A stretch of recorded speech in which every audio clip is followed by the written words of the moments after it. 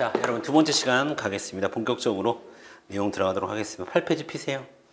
그래서 이 책이 어떻게 구성이 되어 있냐면 이제 행정법 통론이라는 본 진도가 나가기 전에 일단 기초적으로 우리가 알아야 될 기본적인 개념에 대해서 먼저 설명을 할 거예요. 그러니까 어떻게 보면 전체 수업에서 지금이 제일 중요하다 이렇게 봐야 돼요. 왜냐하면 이거를 여러분이 알고 공부를 시작하는 것과 그렇지 않은 것은 하늘과 땅 차이가 날 겁니다. 그래서 먼저 행정법의 체계와 용어부터 잡고 그 다음에 아까 제가 아직 빅3가 있다고 그랬죠. 행정법에. 빅3 세 개의 법 중에서 행정기본법, 행정절차법, 행정소송법이 있는데 그 중에서 최근에 시험에 가장 많이 나오는 것은 행정기본법입니다. 그래서 행정기본법의 내용을 먼저 좀 보고 들어갈 거예요. 살짝 보고 그 다음에 이제 본격적인 진도가 시작이 되는 겁니다. 아시겠죠? 그래서 프리뷰라고 되어 있는 거 이제 시작하도록 하겠습니다. 자, 여러분 보세요. 우리는 지금 법을 공부하는 거야, 그렇지? 행정법을 공부하는 건데 여러분 이 사회에는 많은 규범이 있어요. 규범, 사회 규범은. 뭐 예를 들면 도덕규범, 뭐 어른을 보면 인사를 해야 된다는 등, 종교규범, 뭐 종교마다 다 다르겠죠. 뭐 부처님 오신 날에는 연등을 달아야 된다는 등, 뭐 일요일에 뭐 일주일에 한 번씩은 기독교에서는 교회를 가야 된다는 등, 뭐 이런 게 있을 거 아니겠습니까? 이런 여러 규범들이 있습니다. 우리가 생활을 하면서 그 규범들 중에서 가장 강력한 것은 법규범이에요. 법입니다. 그러면 다른 규범들과 법규범, 즉 법이 갖는 차이는 뭘까요? 세 글자, 강제성입니다. 강제성. 여러분 일요일에 교회 안 간다고 감옥 가진 않아요. 어른한테 인사하지 않았다고 벌금 내거나 그러지 않습니다. 하지만 법을 어기면 감옥도 갈 수 있고 이제 벌금도 낼 수 있는 거예요. 강제력이 있어요. 그래서 강제력을 수반하는 사회 규범이다라는 말은 이해되시죠? 자, 그러면 여러분 법률관계라는 말이 있어요. 법률관계. 앞으로 법률관계 또는 법률행위 이런 표현을 많이 쓸 거예요. 자, 이런 개념과 반대말이 뭐냐면 사실관계, 사실행위 이런 거예요. 자, 그러면 여기서 이야기하는 사실이라는 뜻과 여기서 얘기하는 법률이라는 뜻을 잘 이해를 해야 되는데, 자, 법률이라는 뜻은 우리가 흔히 얘기하는 법률이라는 뜻은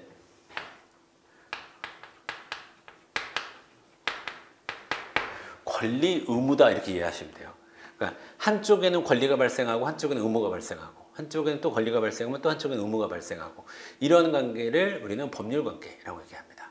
사실관계는 사실관계는 여기서 사실은 여러분 팩트가 아니에요.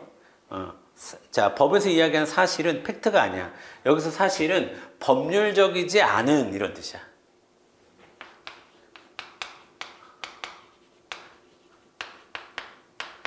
그러면 다시 얘기하면 권리 의무 관계가 발생하지 않는 이런 뜻이야.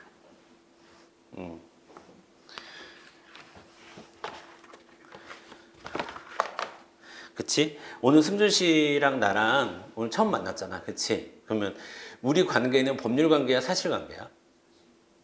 사실 관계야. 그치? 사실 관계는 법적으로 다툴 수 있습니까? 승준 씨랑 나랑 오늘 처음 만났지만 친해졌어. 그럼 우리가 친한지 안 친한지, 혹은 친구인지 아닌지, 혹은 진정한 사제관계인지 아닌지 법적으로 다툴 수 있습니까? 없죠. 그런데 승준 씨가 오늘 나를 보자마자 나한테 10만 원만 꿔달래. 그러면 안 되겠지. 근데 꿔달래. 그 순간 우리는 내가 막 근데 10만 원 꿔줬어. 그럼 그 순간 우리는 법률관계야, 사실관계야? 법률관계야. 나한테는 채권이 생기는 거고 나는 돈을 받아야 될 권리가 생기는 거고 그 다음에 승준 씨는 돈을 갚아야 될 의무가 생기는 거지. 그러니까 우리가 갑자기 채권 채무 관계가 성립이 되면서 우리는 법률 관계가 된 거야. 됐죠? 그런 법률 관계를 형성하는 행위를 법률 행위라고 하고 법률적이지 않은 관계를 형성하는 걸 사실 행위라고 하는 거야. 그럼 여러분들은 오늘 법률 행위를 했어요, 안 했어요? 오늘 하루 종일 안 한 것 같아, 그지? 했어? 했을걸? 했어. 여러분 오늘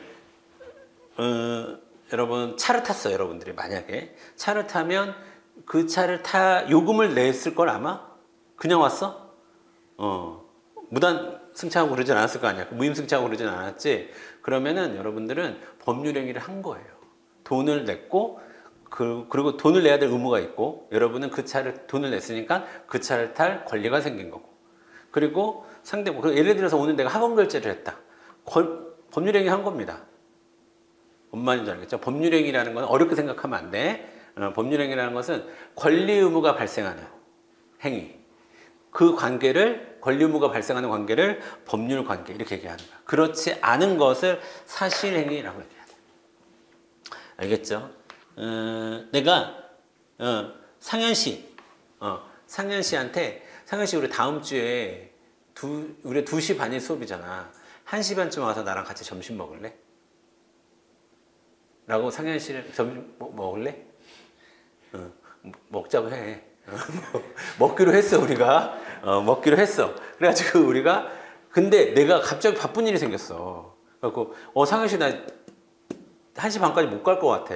그냥 오늘 우리 수업 시간에 만나자. 점심은 나중에 먹자. 라고 하면 그러면 여러분 그 상현 씨는 나를 법적으로 따질 수 있나요? 없죠. 왜? 이런 걸 사실행위라고 하는 거야. 밥 먹자. 우리 언제 한번 얼굴 보자.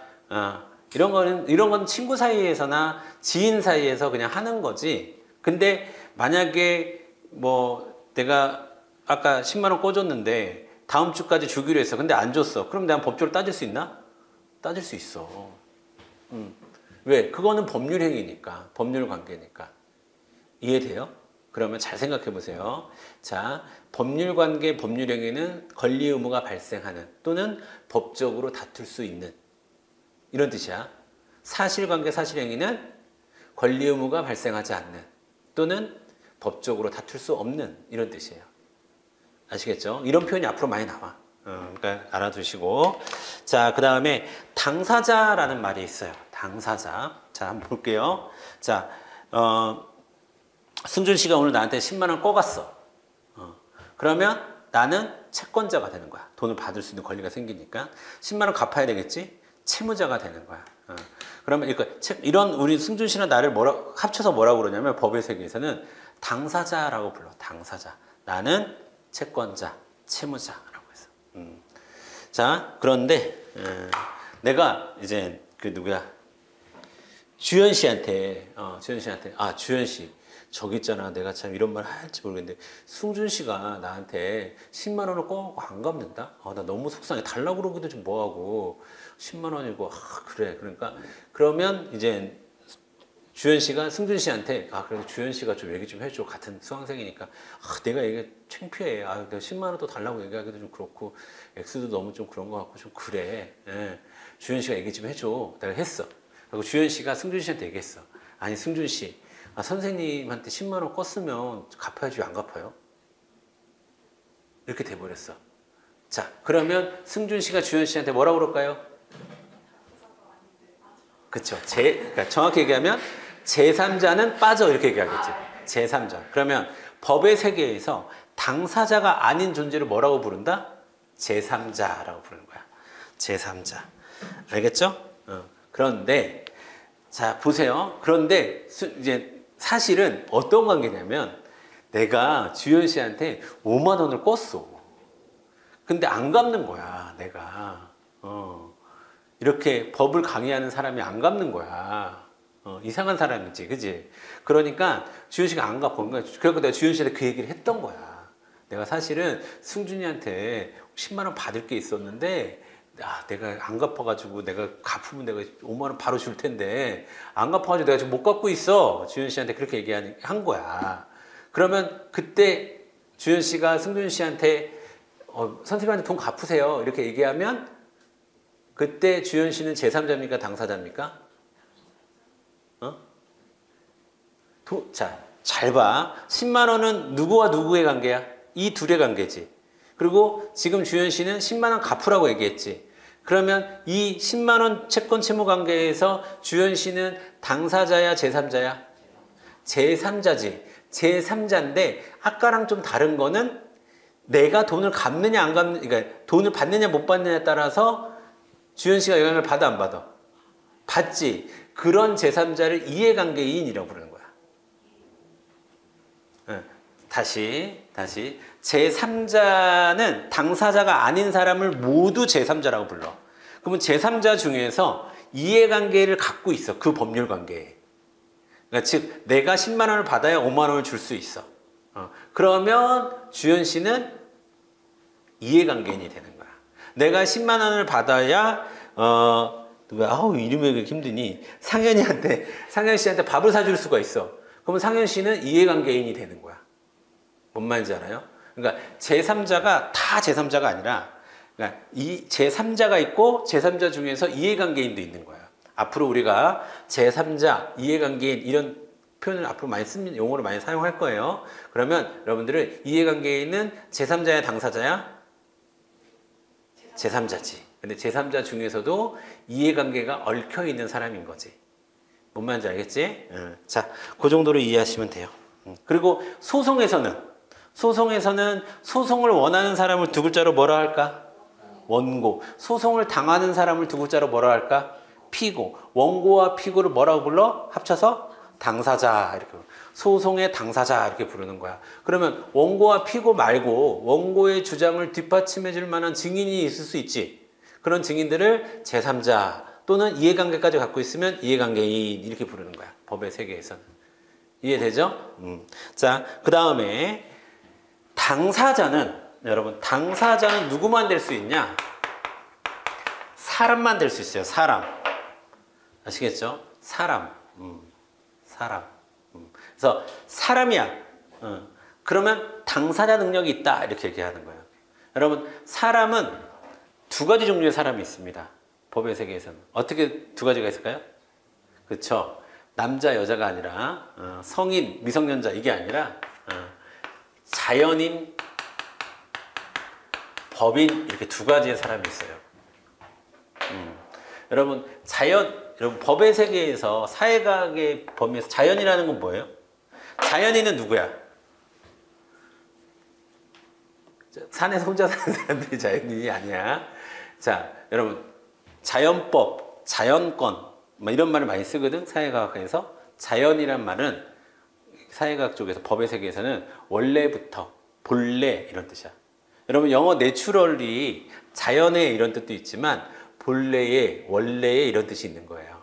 그러면 자연인은 뭐야? 원래부터 사람. 우리 같은 사람. 우리는 다 원래부터 사람이었지. 사람으로 태어나지 않았는데 사람이 된 사람 있어요? 없죠. 우리는 원래부터 사람이야. 존재할 때부터 우리는 사람이야. 그런 사람을 자연인이라고 불러. 근데 회사, 학원, 국가 사람이에요? 사람이 아니지. 근데 법적 행위를 해야 돼. 당사자로서 뭔가를 해야 되는 존재이긴 해. 회사도. 그래서 그런 사람들을 법적으로 사람으로 만들어준다고. 그런 사람, 법으로 만들어준 사람, 법인. 그냥 단체지, 단체. 자, 이거 대방고시학원 그냥 단체일 거야, 아마. 그치? 단체인데 대방고시학원이랑 나는 계약을 해야 되잖아. 여러분도 대방고시학원이랑 계약을 한 거예요. 내가 수강료를 내면 나한테 교육 서비스를 제공하십시오. 라는 계약을 한 거야. 그러니까 법률행위인 거야. 그렇지 않아? 근데 그러면 여러분은 대방고시학원이 근데 사람이 아니잖아. 눈이 있거나 코가 있거나 입이 있거나 숨을 쉬거나 그렇진 않잖아. 대방고시학원이. 근데 법적 당사자성을 사람으로서 역할을 해야 되기 때문에 법적으로 사람으로 만들어준 거예요. 이해되죠? 자, 그 다음에 이 법인은 두 가지가 있어요. 공적 법인과 사적 법인이 있어요. 공적 법인에서 가장 대표적인 게 여러분 우리가 잘 알고 있는 국가입니다. 국가. 대한민국 사람입니다. 여러분은 대한민국에게 손해배상 청구도 할 수 있고 손해배상금도 받을 수 있고 그렇습니다. 사법인의 가장 대표적인 게 회사. 그렇지, 회사. 주식회사 같은 거. 이해되죠? 자, 됐어요. 그러면 사람은 언제부터 사람이야? 그쵸, 출생과 뭐 죽었어. 그러면 사람 아니죠? 뭘 생각해? 죽으면 시체지. 죽어도 사람이야? 영생해 우리? 그렇지 않지? 자, 출생과 사망으로서 이 당사자 능력은 생겼다가 사라집니다. 법인은 똑같이 설립 등기와 해산 등기로 하는 겁니다. 아시겠죠? 자, 됐습니다. 그 정도 여러분이 알아두시면 돼요. 또 하나. 근데 법인이 봐봐. 대방고시학원이랑 여러분이 계약을 해야 되잖아. 나도 계약을 해야 되고. 그러면 대방고시가 사인을 할 수는 없지. 그래서 그 사인을 할 수 있는 이제 자연인이 한 명 필요해요. 그래서 회사마다 대표이사가 있는 거야. 사장이 있는 거고. 학원이라고 하면 원장이 있는 거고. 그 사람이 사인을 하라고. 도장을 찍으라고. 이해되죠? 그 정도로 알아주시면 돼요. 자, 그러면 자, 여러분 자연인에게는 팔, 다리, 심장, 눈, 막 뭐 이런 게 있죠. 이런 거를 우리가 신체 뭐라고 그래? 신체 기관이라고 해. 신체 기관. 그치? 기관. 그러면 자, 여기도 사인할 사람이 필요해. 그래서 대통령 이런 사람, 이런 대통령도 있고 뭐도 있을까요? 뭐 장관도 있을 거고 총리도 있을 거고, 아니, 총리부터 쓸까요? 또 총리도 있을 거고 장관도 있을 거고 뭐 이렇게 있겠죠. 그럼 이런 사람들은 뭐라고 그래요? 국가기관 혹은 행정부야 행정기관 이렇게 얘기하는 거야. 국가는 행정주체, 사람이야. 얘네는 사람이야, 사람 아니야? 사람 아니야. 대통령은 사람이 아니에요. 대통령은 사람이야. 대통령은 사람도 아니야. 그 얘기하는 게 아니라 내가 이재명 대통령을 싫어하거나 좋아하거나 그래서 얘기하는 게 아니라 사람이 아니야. 다만 대통령이라는 대한민국은 사람이야, 사람 아니야? 사람이라니까. 대한민국은 사람이야, 국가니까. 근데 대통령은 사람 아니야. 그냥 기관이야, 기관. 사람으로 치면 팔, 다리 같은 거야. 근데 그 대통령의 자리에 있는 자연인이 계속 바뀔 뿐이지. 어쩔 때는 윤석열이었다가, 어쩔 때는 문재인이었다가, 어쩔 때는 이재명이었다가, 그 자연인만 바뀌는 거지. 대통령은 바뀐 적 있어요, 여러분?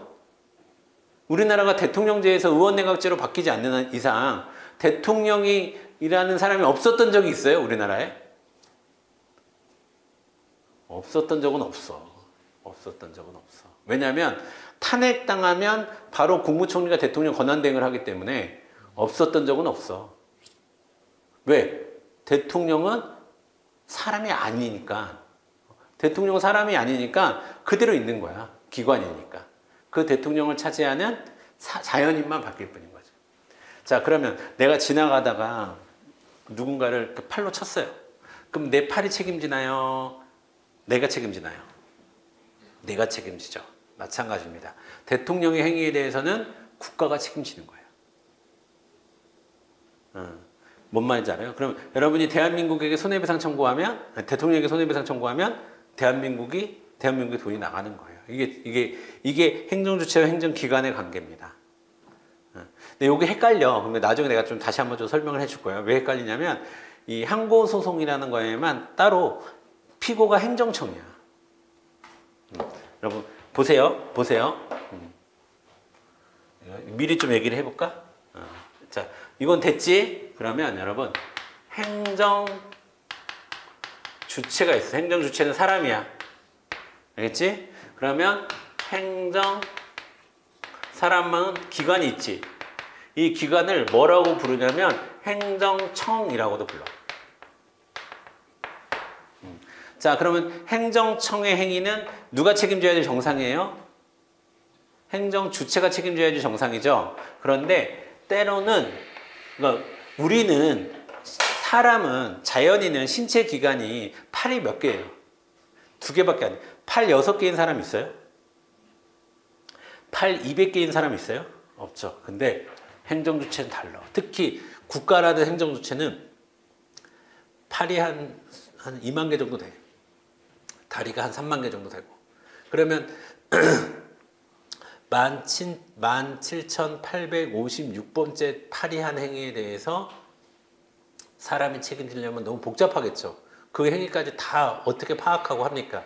그래갖고 아예 피고를 그 처분을 한 행정청을 피고로 하는 경우가 있어요. 사람이 아님에도 불구하고. 그건 나중에 그런 경우가 있다 정도만 알아두시면 되겠습니다. 자, 그 다음에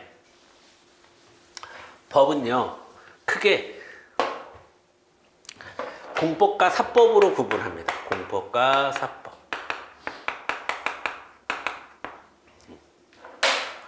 여러분, 사법부예요? 사법부예요? 사법부예요.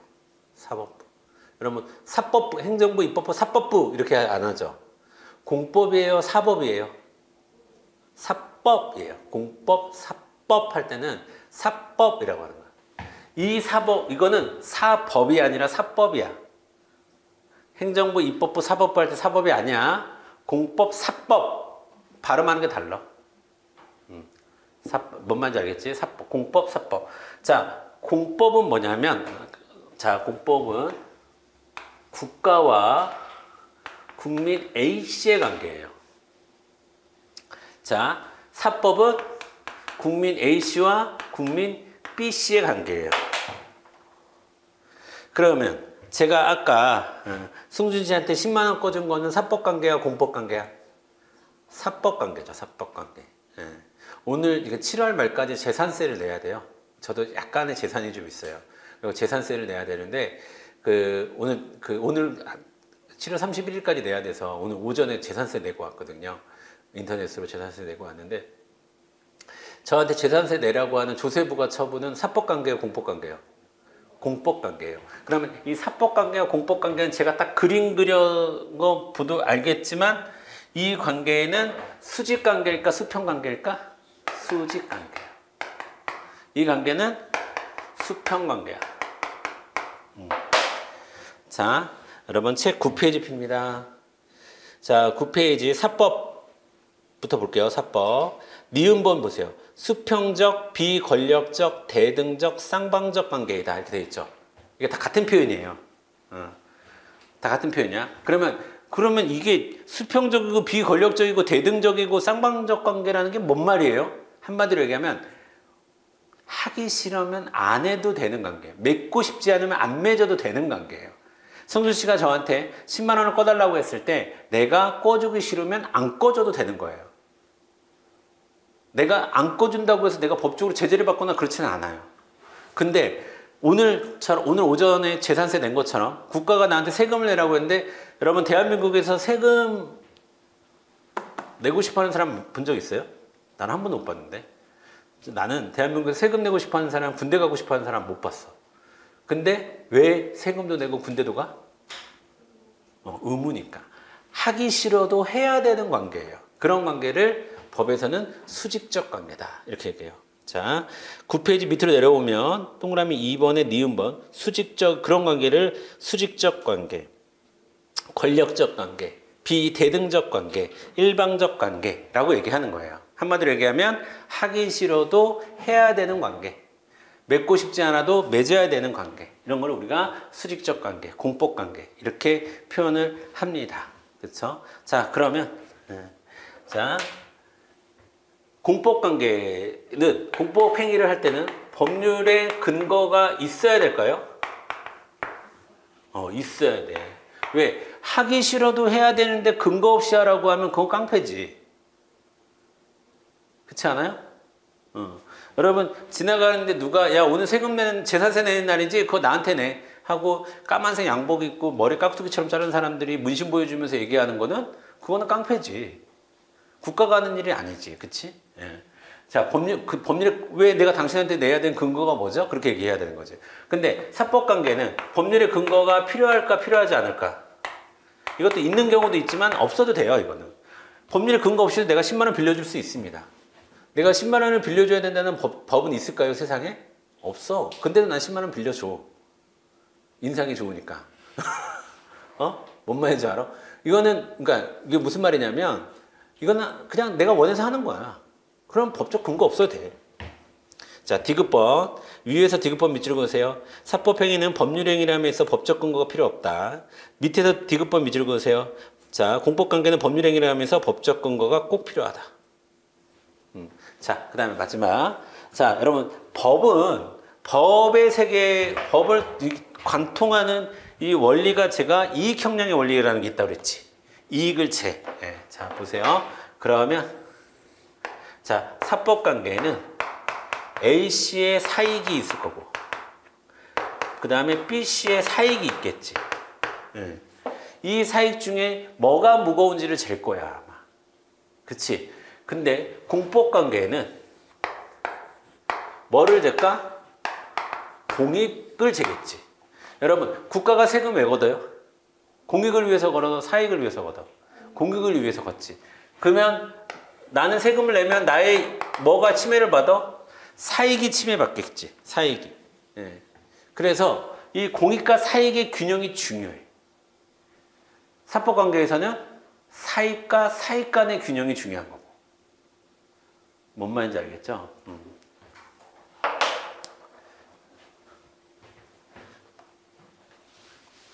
자, 행정법은요. 제가 아까 이렇게 말씀드렸습니다.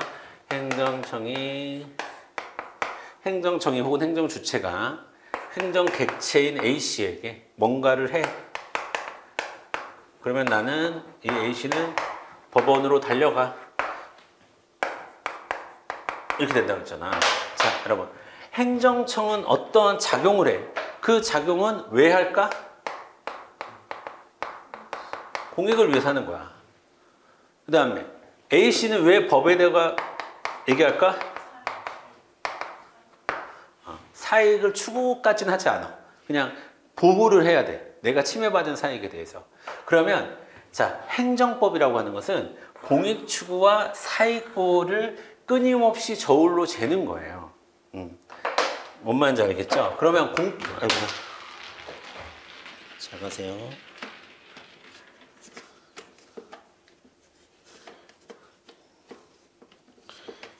자, 공법의 가장 대표적인 게 여러분 헌법도 있고요. 형법도 있고요. 형법도 공법이에요. 그 다음에 행정법이 있어요. 근데 우리는 행정법을 알아두시면 돼요. 아, 행정법은 공법이구나. 그 다음에 사법의 가장 대표적인 게 뭐가 있어요, 여러분? 민법입니다. 민법. 아시겠죠? 그렇게 알아두시면 돼요. 자, 그러면 앞으로 우리가 공부할 때 행정법 관계라는 표현이 나와요. 그 얘기는 무슨 관계라는 거야? 공법 관계라는 얘기야. 수직적이라는 얘기야. 행정법 관계는 수직적이다. 맞는 말이에요. 그렇지? 그 다음에 민법 관계라는 표현이 나와. 그 얘기는 무슨 말이야? 사법 관계다라는 거야. 수평적이다 이런 얘기야. 오케이? 그러니까 여기에 대표 선수가 얘야. 여기에 대표 선수가 얘야. 원래 여기에 대표 선수는 예를 들면 경찰을 하면 경찰 세계에서 공법의 대표 선수는 형법이겠지. 근데 우리는 지금 행정법 공부하잖아. 그러면 행정법의 세계에서 공법의 대표 선수는 행정법이다. 사법의 대표 선수는 뭘 공부하든지 민법이에요, 여러분. 법 중에서 조항이 가장 풍부하고 넓은 법이 민법이에요, 민법. 그래서 항상 민법을 가져다 써요, 모든 법들이. 자, 그거는 뭐 상식적으로 알아두시고. 자, 그래서 민법 얘기를 좀 해보겠습니다. 나온 김에. 자, 민법은 개인과 개인 사이를 규율하는 법이다. 사법이라는 얘기죠. 민법은 사법이다 이런 얘기입니다. 두 번째, 민법은 주로 부동산, 가족관계, 채권, 물권 뭐 이런 걸 다룬다. 뭐 이런 건 몰라도 되고요. 민법은 가장 오래되었고 복잡하고 양이 많다. 그래서 행정법에 그 공백이 있을 경우는 민법을 준용한다. 여러분, 준용한다는 것은 준하여 사용한다 이런 뜻이에요. 준하여 사용한다. 조금 더 쉬운 말로 하면 가져다 쓴다 이런 뜻이에요. 내게 아닌데 가져다 써. 그걸 준용한다 이렇게 얘기하는 거야. 자, 그 다음에 준용한다 거기 얘기했지. 자, 그래서 준용한다. 그리고 가져다가 그걸로 쓴다라는 말에 유추 해석한다. 이것도 같은 말이에요. 유추도 가져다 쓴다 이런 뜻이야. 준용한다, 유추 해석한다. 자, 넘어갑니다. 그 다음에요, 여러분, 공법에서 제가 행정법이 가장 대표적인 법이다 라고 말씀을 드렸는데, 행정법 말고 사실은 헌법도 공법이고요, 형법도 공법이에요. 전 사실은 이제 뭐 군무원 강의도 하지만 또 다른 곳에서는 헌법 강의도 하거든요, 제가. 근데 저는 근데 이제 여러분에게 헌법을 강의할 생각은 없어요. 그리고 형법을 얘기할 생각도 없고요. 근데 헌법과 형법을 행정법을 하기 위해서 요 정도는 알아야 된다. 이런 의미에서 지금 얘기하는 거야. 헌법 얘기하는 게 아니라. 자, 헌법 보겠습니다. 10페이지. 여러분 그리고 이렇게 생각하셔야 돼요. 여러분들 중에서 법학과 나오신 분 계세요? 법학과에서는요, 행정법을 몇 학년 때 배우는 줄 알아요? 보통 3학년 2학기, 3학년 1, 그러니까 3학년은 돼서야 공부해요. 3학년. 그 얘기는 1, 2학년 때 민법하고 헌법 공부를 어느 정도 한 다음에 행정법을 공부해요. 그러니까 왜냐하면 행정법은 기본적으로 민법과 헌법과 형법을 어느 정도 알지 하는 전제하에 쓰여진 게 행정법이에요. 근데 그런 법을 민법도 모르고 헌법도 모르고 형법도 모르는 사람들이 4년 동안 뭐 3년 4년 동안 공부하는 거를 한 1년도 아니지, 한 2, 3개월에 몇 회독을 해야 되는 게 우리의 운명이잖아. 그런 거잖아. 그래서 자세히는 얘기 못 하더라도 제가 간단하게는 좀 알아야 돼요. 여러분, 행정법을 이해하기 위해서. 자, 여러분, 헌법은 한 나라에서 가장 높은 법입니다. 여러분, 나라 그 법적 체계를 이렇게 보면은, 왜 자꾸 내가 이쪽을 지우지? 법적 체계를 보면은 한 나라에서 가장 높은 법이 뭐예요? 헌법이야. 헌법 밑에 있는 것들을 우리가 법률이라고 하고, 법률 밑에 있는 것들을 명령이라고 하는 거야. 그렇죠? 그래서 이 두 가지를 합치면 법령이라고 부르는 거야. 아까 내가 얘기했던 법령이라고 부르는 거고, 그 다음에 명령, 여기까지는 중앙정부, 그 다음에 지방정부에서 만드는 법을 우리가 조례, 그 다음에 지자체장이 만드는 건 규칙. 자, 여러분이 생각하기엔 입법부가 높아요? 행정부가 높아요? 같죠. 근데 그래도 좀 누가 더 높아? 여러분 생각에? 여러분에게 물어볼게요. 여러분, 국민의 대표가 대통령이야, 국회의원이야? 대표. 국민의 대표 기관은 국회예요? 아니면 대통령실입니까? 여러분, 국민의 대표는 국회의원이에요. 여러분, 법의 세계에서는 당연히 입법부가 더 높죠. 왜? 입법부는 법을 만드는 거고 행정부는 만들어진 법을 집행하는 곳인데. 그럼 국민의 대표는 대통령이 아니에요. 대통령은 우리나라를 대표하라고 일을 시키려고 뽑아놓은 사람이에요. 그리고 우리의 의사를 대변하라고. 내가 이런 정책을 결정하고 이런 법안을 만들고 싶은데 내가 법에 대한 전문성도 없고, 그리고 대방고시학원에 나가서 강의도 해야 되고 공부도 해야 되고 군무원도 돼야 되고 바쁘니 나를 대신해서 네가 나가, 우리 동네를 대신해서, 우리 동네에서는 내가 너를 보낼 테니까 네가 우리를 대표해서 일 좀 해라, 법안 좀 만들어라 라고 하는 사람이 국회의원이에요. 다시, 국민의 대표는 누구예요? 국회입니다. 입법부입니다. 그러면 입법부가 자, 이렇게 생각하면 돼요. 국민이 제일 높아. 헌법은 누가 만들어? 국민이 만들어. 몰랐죠? 헌법은요, 여러분, 국민 투표를 해야 만들 수가 있어요.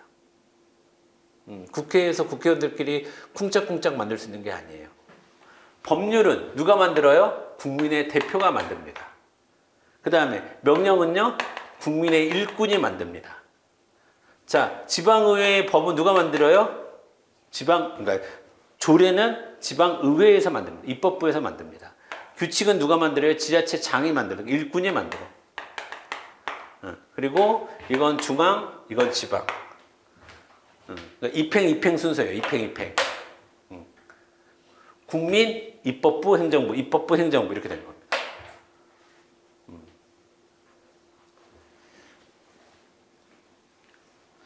되죠? 그렇게 한 나라에서 가장 높은 법이 헌법이에요.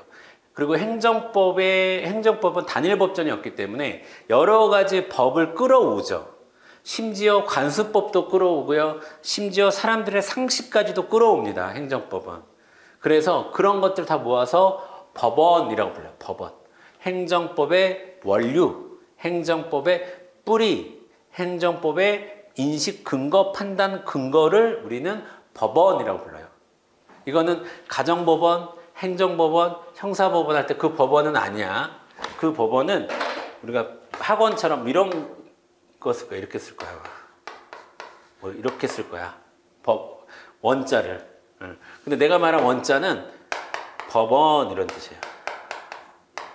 이거는 뿌리, 원류 뭐 이런 뜻이야. 그러면 법원, 이거는 법원. 행정법의 뿌리 이런 것들은 우리가 법원이라고 하는데, 우리 행정법에서 가져다 쓰는 법원 중에서 가장 높은 거는 당연히 헌법이겠죠. 그래서 헌법은 행정법의 최고 법원이다 이렇게 얘기합니다. 자, 여러분 헌법 한번 본 적 있어요? 헌법 공부했지, 경찰할 때. 헌법은 크게 세 가지야. 헌법 전문이 있어. 그 다음에 기본권 파트가 있고 통치구조 파트가 있어요. 그게 다예요, 헌법은. 뭔 말인지 알겠죠? 자, 기본권이라고 하는 것은 국민이라면 누구나 보장돼야 될 가장 중요하고 기본적인 권리를 기본권이라고 얘기하는 거예요. 기본권. 자, 그리고 여러분 헌법은 가장 이념적이고 정치적인 법이에요. 헌법은. 아시겠죠? 헌법은 한 나라가 어디로 나가야 되는지, 어느 방향으로 가야 되는지를 정하는 법입니다. 그래서 우리나라 전문에 의하면 우리나라는 국민주권, 이거 여러분 몰라도 돼, 필기 안 해도 돼, 헌법의 내용이니까 그냥 상식적으로 알아만 도 국민주권, 민주주의, 법치주의, 뭐 그다음에 또 복지국가, 평화통일, 국자복국, 문화국가, 국제평화 등등의 방향성을 갖고 있어요. 우리나라 헌법은. 그냥 정치적이죠. 어느 방향으로 가야 되는지, 국가가 어느 방향으로 가야 되는지 정하는 것이 헌법입니다. 자, 그 다음에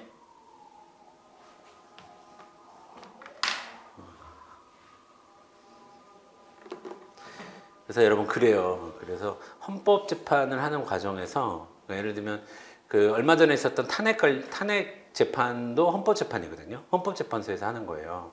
그러면 막 이때 이제 변호인 측에서 형사소송법 몇 조 몇 항에 보면 이런 변호인의 권리가 있는데 그런 변호의 권리를 우리한테도 보장해 주십시오. 막 피고인에게 막 그리고 피고인에게도 인권이 있는데 어쩌고 막 이렇게 주장하잖아. 그때마다 헌법재판관이 뭐라고 그랬어요? 형사재판하고 헌법재판은 다릅니다. 헌법재판은 이 사람이 탄핵이라는 것은 파면 여부를 결정하는 거야. 공무원으로서 파면이 될지 안 될지를 얘기하는 거지 그 사람의 신체의 자유를 구속하는 게 아닙니다. 그러니까 그만 형사소송법 얘기는 그만하세요. 이렇게 얘기를 하죠. 근데 변호인은 됐어요 하고 막 계속 얘기하고 막 그러죠. 자, 왜냐하면 헌법은 가장 이념적이고 정치적인 법이기 때문에 어떻게 해석하는지가 굉장히 중요한 거예요.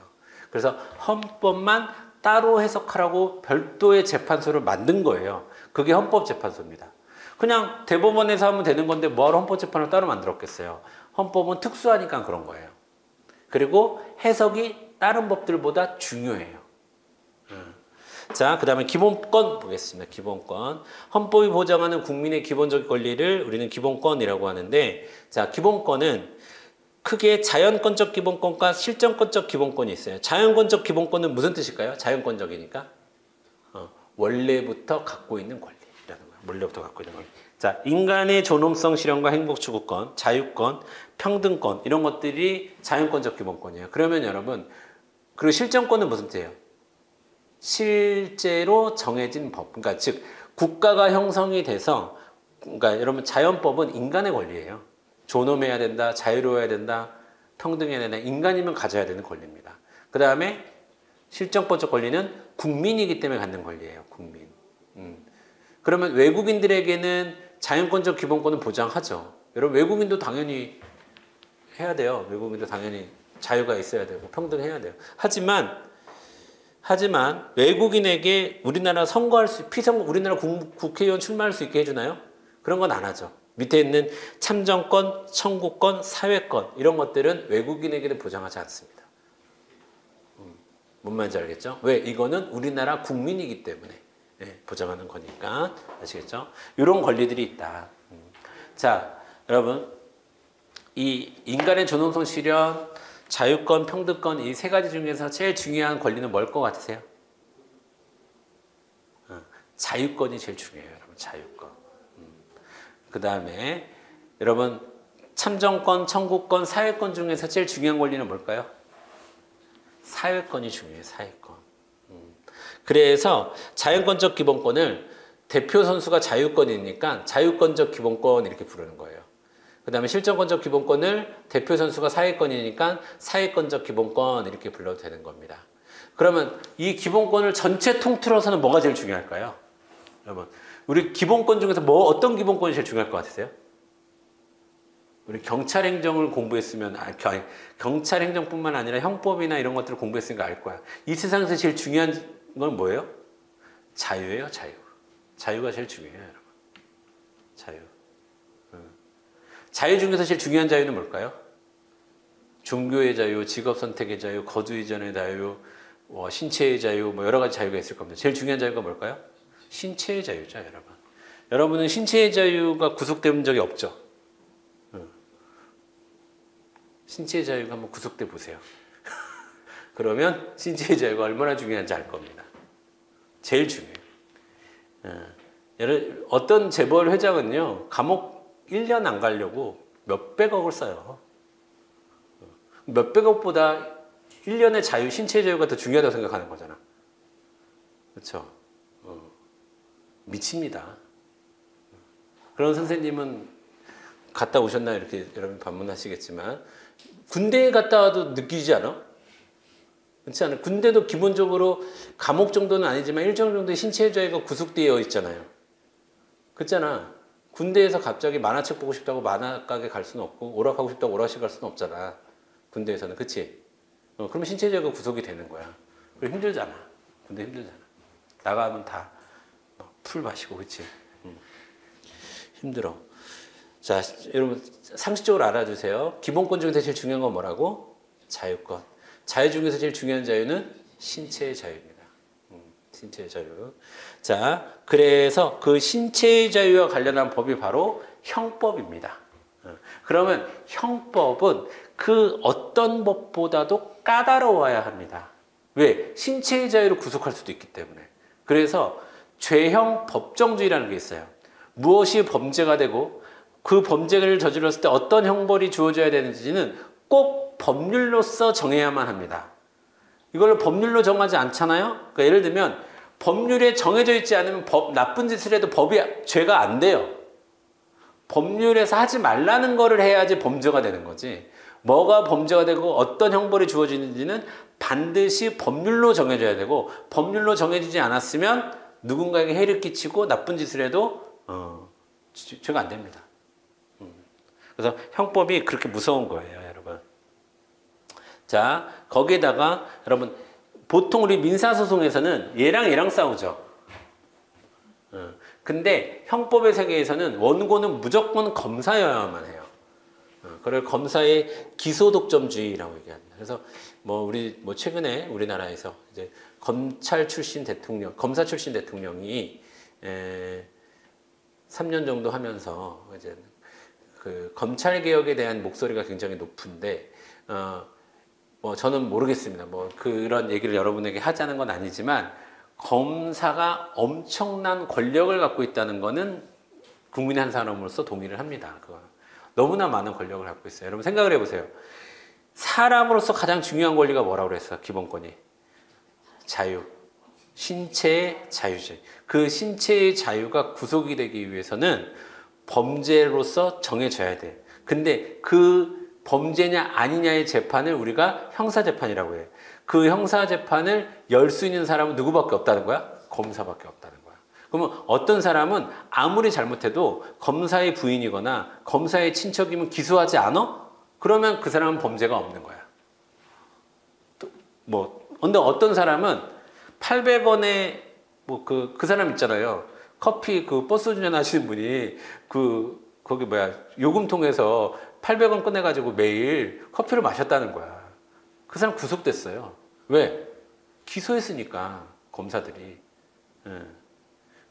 그러니까 이거 보세요. 그러니까 벌을 줄 수 있어서 검사가 힘이 강한 게 아니라 용서를 해줄, 이 세상에서 가장 힘이 강한 사람은 용서해 줄 수 있는 사람이에요.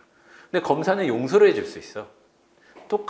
똑같은 범죄인데 어떤 사람은 기소하고 어떤 사람은 기소 안 해. 특히 검사들끼리는 기소 안 하죠. 그거는 우리나라의 유구한 전통입니다. 그거는 뭐 이거는 제가 아무리 생각해도 이건 정치적 발언 아니에요. 이건 사실이에요. 그렇죠? 그런 것들. 그래서 그런 것들의 뿌리가 뭐냐? 검사의 기소독점주의입니다. 검사의 기소독점주의는 어디에 있는 거라고? 형법의 내용입니다. 형법. 근데 우리가 왜 행정법 공부하는데 자꾸 형법 얘기를 하십니까? 여러분 행정법에도요. 행정형벌이라는 게 있어요. 행정법을 위반했는데 형법을 적용하는 경우가 있어. 뭔 말인지 알겠지? 그러면 형법도 행정법의 법원이야 아니야? 법원이야. 민법도 행정법의 법원이고 헌법도 행정법의 법원이고 그 형법도 행정법의 법원이야. 그래서 나중에 행정형벌이라는 것을 우리가 공부하게 돼요. 아시겠죠? 그 다음에 우리나라의 법 체계와 원칙, 헌법, 법률, 명령, 조례, 규칙 아까 얘기했었죠? 요 다음 얘기부터 다음 시간에 이어서 가도록 하겠습니다. 끊었다 가겠습니다.